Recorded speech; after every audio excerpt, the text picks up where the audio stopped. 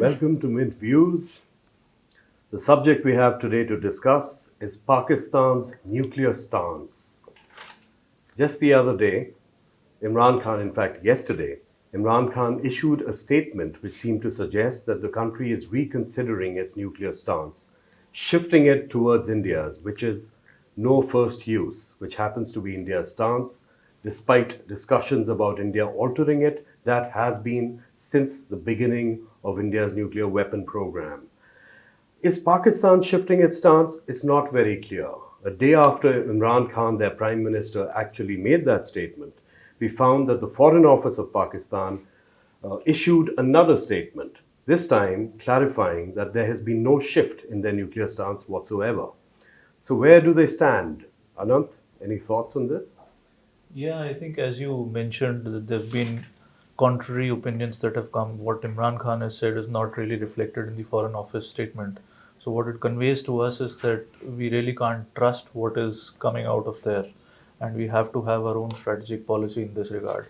But the purpose why Imran Khan perhaps said this, my understanding would be that he's trying to claim a moral high ground to show that Pakistan is or India is the aggressor in this particular case, so that they have a stronger diplomatic case when they raise the Kashmir issue in the United Nations General Assembly due later this month.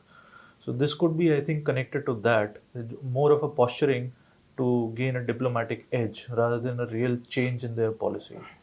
It's also a bit of a reversal from the kind of war rhetoric we've been seeing coming from Pakistan, especially from Prime Minister Imran Khan. So is this some sort of game going on? Shrija, do you have a view on that? So Pakistan has been constantly doing the sabre-rattling, threatening to use nuclear force against India. Like, in fact, Imran Khan mentioned in one of his op-eds to New York Times where he alluded to using nuclear weapons against India 8 times. So that tells you a bit about the posturing, as Anant mentions. But the softening of the rhetoric could be linked to the next FATF meeting that is supposed to be scheduled in October. So Pakistan's economy is already on the brink of a collapse. And as we know, IMF is the only lifeline. So maybe they're trying to save the face in front of these international bodies. Shrija, would you have something to say about what's going on here? Arish, you see, look at Pakistan's economic situation currently. It is down in the dumps. Inflation is at a 6-year high.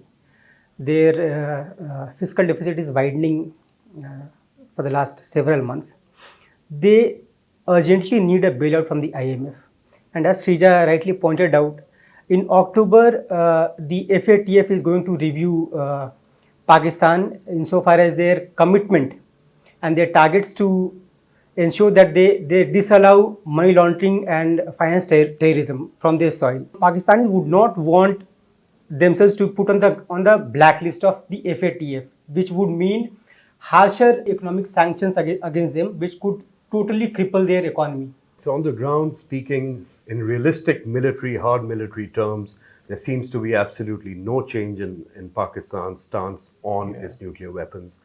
That is unfortunate, but I think that's how things stand from a realistic perspective.